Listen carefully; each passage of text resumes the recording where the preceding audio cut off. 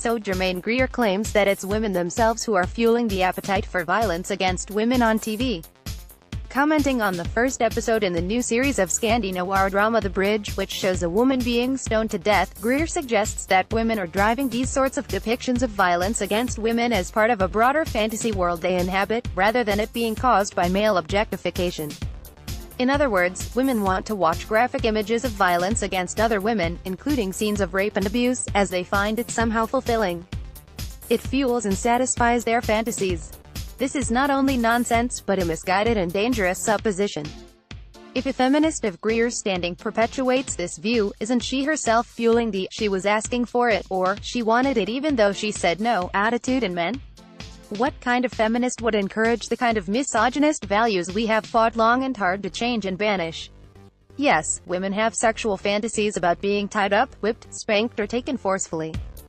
50 Shades of Grey caused huge controversy when it was first published, with some women thinking it was exciting and liberating while others saw it as abuse.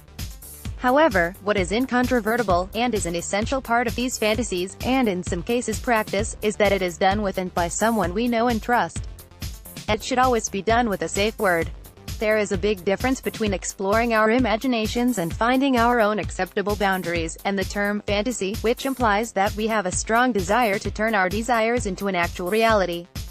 Yet women don't, as a rule, fantasize about being beaten up, murdered, stoned to death, shot or buried alive, or being sexually abused.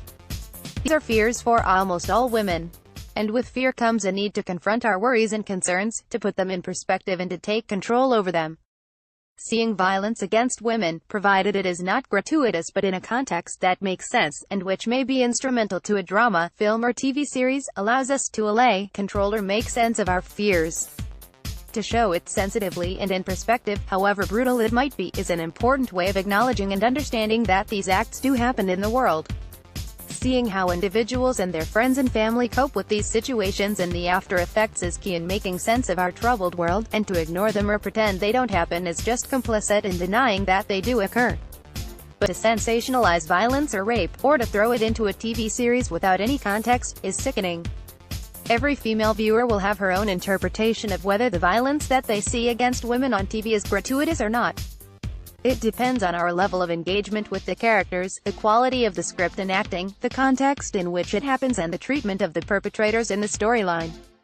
And while it's easy to condemn a lot of TV as still being men imposing their views, or possibly their fantasies, on the viewing public, we should also remember that many of our excellent drama series that included scenes of violence against women, such as Happy Valley and Apple Tree Yard, were actually written by women. Many TV series are dramatizations of psychological thrillers, a genre dominated by women, writing for women.